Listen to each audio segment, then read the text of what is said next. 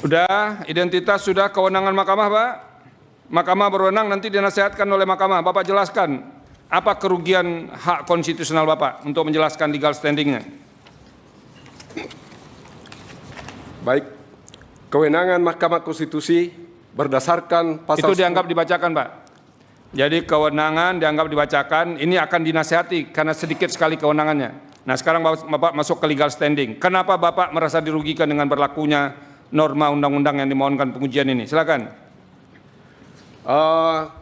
Kedudukan pemohon, legal standing, pemohon adalah warga negara Indonesia yang berprofesi sebagai advokat dan wira swasta yang memiliki hak konstitusional berdasarkan pasal 27 ayat 1 Undang-Undang Dasar 1945 yang berbunyi segala... Enggak usah dibacakan, Pak. Iya. Bapak jelaskan saja, nih kalau advokat nih harus jelas, yang kecil-kecil kayak begini nih, lisan saja begitu, Pak. Oh, iya. Nah, coba Pak jelaskan ke kami, mengapa Bapak memiliki legal standing? Apa yang dirugikan Bapak dengan norma ini? Bapak jelaskan saja.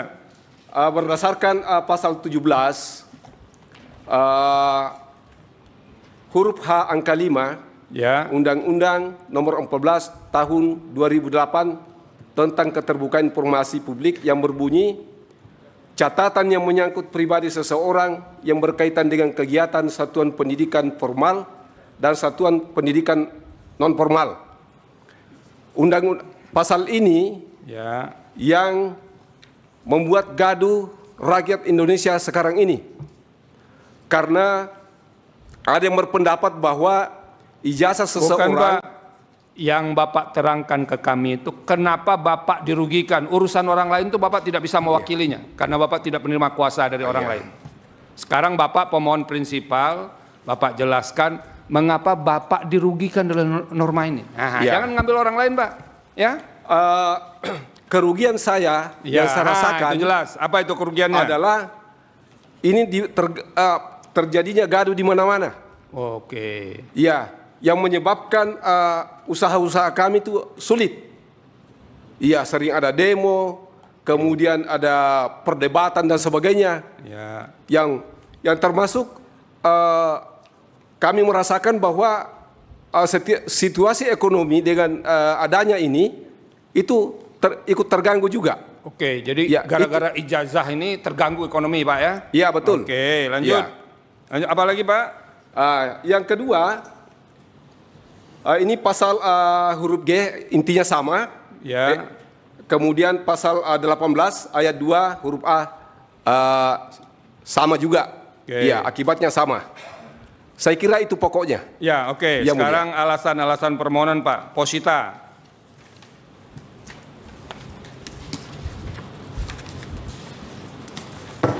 Positanya, ya. 1, bahwa pemohon adalah warga negara Indonesia yang memiliki hak konstitusional untuk mendapatkan informasi publik yang jujur dan transparan, khususnya terkait pejabat publik yang dibiayai dari keuangan negara. Oke. Yang kedua, bahwa berdasarkan Undang-Undang Nomor 14 2008 tentang keterbukaan informasi publik, pasal 17 huruf G yang menyatakan informasi publik yang apabila dibuka dapat mengungkapkan isi akta otentik yang bersifat pribadi dan kemauan terakhir ataupun wasiat seseorang. Hal ini menjadi multitafsir karena ada yang berpendapat bahwa ijazah merupakan dokumen rahasia, adapun yang mengatakan ijazah bukan dokumen rahasia sehingga menimbulkan kegaduhan. Bahwa berdasarkan Undang-Undang Nomor 14 Tahun 2008 tentang keterbukaan informasi pasal 18 ayat 2 huruf A yang berbunyi pihak yang rahasianya diungkap memberikan persetujuan tertulis. Pasal ini menimbulkan kegaduhan karena ijazah dianggap dokumen rahasia sehingga tidak bisa dilihat jika pemilik ijazah tersebut tidak memberikan persetujuan secara tertulis. Yang keempat, bahwa Undang-Undang Nomor 14 2008 tentang keterbukaan informasi pasal 17 huruf G dan H angka 5 serta pasal 18 ayat 2 huruf A yang menimbulkan multitafsir yang mengakibatkan ketertiban nasional terganggu. Karena itu pemohon berpendapat bahwa jika ini dibiarkan, maka stabilitas nasional bisa terganggu, merusak sistem pendidikan karena para elit saling memaki dan mencaci seperti bahwa yang ingin mengetahui ijazah seseorang adalah orang yang tidak waras. Ada pula yang mengatakan bahwa orang yang mempercayai fotokopi ijazah adalah gangguan jiwa atau orang dungu. Dalam peristiwa ini, yang dibahas ijazah seseorang mantan presiden yang lulusan Universitas Gadjah Mada, yang publik ingin membuktikan keaslian ijazah tersebut. Namun pihak UGM tidak memberikan keterangan yang disertai bukti, sehingga semakin gaduh. Karena itu pemohon melakukan gugatan perbuatan melawan hukum kepada UGM di Pengadilan Negeri Sleman dengan tujuan kegaduhan dapat dicegah agar tuntutan pemohon tidak dilanjutkan. Pemohon mengajukan mediasi agar dokumen yang membuat gaduh masyarakat dihadirkan di pengadilan untuk dibuktikan agar kegaduhan selesai dan pemilik ijazah bersedia atau tidak keberatan ijazahnya diperlihatkan di pengadilan, namun UGM tidak bersedia sehingga pemohon mengajukan permintaan informasi publik, namun tidak ada yang memberikan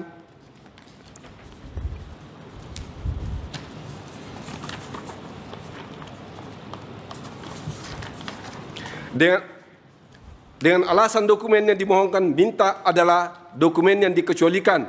Adapun badan publik yang telah pemohon mohonkan dokumen publik sebagai berikut.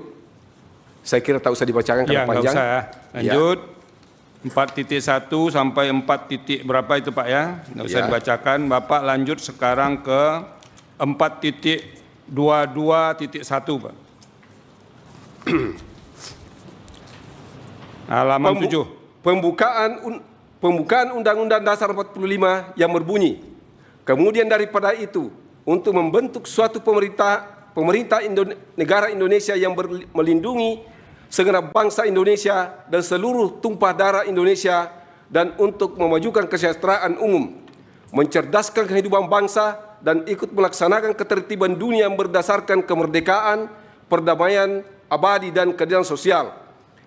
Maka disusunlah kemerdekaan kebangsaan Indonesia itu dalam suatu undang-undang dasar negara Indonesia yang terbentuk dalam suatu susunan negara Republik Indonesia yang berkedaulatan rakyat dengan berdasarkan kepada ketuhanan yang Maha Esa, kemanusiaan yang adil dan beradab, persatuan Indonesia, dan kerakyatan yang dipimpin oleh hikmat kebijaksanaan dalam permusyawaratan perwakilan, serta dengan mewujudkan suatu keadilan sosial bagi seluruh rakyat Indonesia.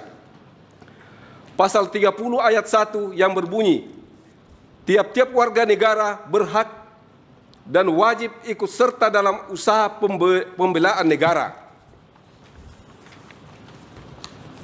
4.22.3 pasal 31 ayat 1 dan ayat 2 yang berbunyi sebagai berikut. Tiap-tiap warga negara berhak mendapatkan pengajaran. Yang kedua, ayat 2, pemerintah mengusahakan dan menyelenggarakan satu sistem pengajaran nasional yang diatur dengan undang-undang. Lanjut petitum, Pak. Petitum. Berdasarkan uraian tersebut di atas, pemohon memohon agar Majelis Hakim Mahkamah Konstitusi berkenan memutuskan: 1. Mengabulkan permohonan pemohon untuk seluruhnya, menyatakan Undang-Undang Nomor 14 Tahun 2008 tentang keterbukaan informasi publik pasal 7 huruf G yang berbunyi, informasi publik yang apabila dibuka dapat mengungkapkan isi akta otentik yang bersifat pribadi dan kemauan terakhir ataupun wasiat seseorang adalah informasi yang dikecualikan. Tetapi skripsi, ijazah seseorang pejabat, mantan pejabat negara, dan atau semua yang telah digaji dengan menggunakan uang negara tidak termasuk dokumen yang dikecualikan dan dapat diminta jika dibutuhkan keabsahannya oleh publik.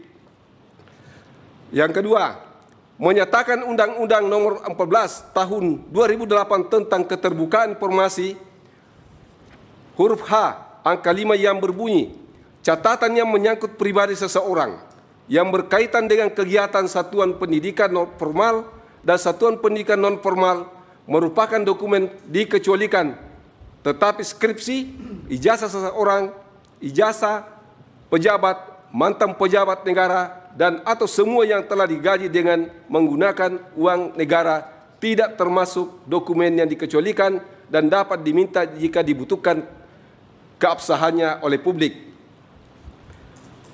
Pasal 18 ayat 2 huruf A yang berbunyi, pihak yang rahasianya diungkap memberikan persetujuan tertulis dan atau jika rahasianya diungkap memberikan persetujuan tertulis, tetapi skripsi ijazah seorang pejabat, mantan pejabat negara, atau semua yang telah digaji dengan menggunakan uang negara tidak termasuk dokumen yang dikecualikan dan dapat diminta jika dibutuhkan diuji keabsahannya oleh publik sehingga tidak memerlukan persetujuan tertulis dari pemiliknya. Menyatakan bahwa skripsi ijazah yang dimiliki oleh pejabat publik strep ASN bukan dokumen yang dikecualikan dan dikeluarkan dari pasal 17 huruf G dan H angka 5. 3. Menyatakan bahwa baik skripsi, ijazah maupun surat keterangan lainnya yang bukan termasuk dokumen dikecualikan berdasarkan Undang-Undang Nomor 14 Tahun 2008 Pasal 17 bagi pejabat publik, ASN atau pegawai pejabat BUMN baik yang masih aktif maupun sudah pensiun dan dapat diminta oleh publik jika dokumen tersebut digunakan untuk dipelajari, diperiksa karena dicurigai atau oleh instansi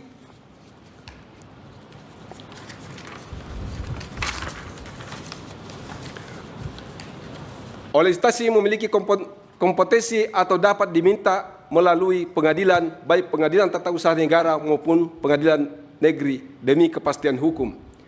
Memberitakan penguatan putusan ini dalam berita negara Republik Indonesia sebagaimana mestinya. Apabila Mahkamah Konstitusi berpendapat lain, mohon putusan seadil-adilnya. Terima kasih Pak Komardin sudah menyampaikan pokok-pokok permohonan. Tapi Bapak belum pernah baca peraturan Mahkamah Konstitusi nomor 7 tahun 2025 ya? Belum. Nah itu Pak, kalau sebagai lawyer itu Pak, kalau mau masuk di sini dipelajari itu bagaimana format permohonan. Jadi kalau di pengadilan negeri, PT UN dengan Mahkamah Konstitusi beda Pak. Ya Pak ya, tapi nanti akan ada penasihatan untuk Bapak nanti berkaitan dengan permohonan ini. Terima kasih Pak Komardin. Download Tribun X sekarang, menghadirkan lokal menjadi Indonesia.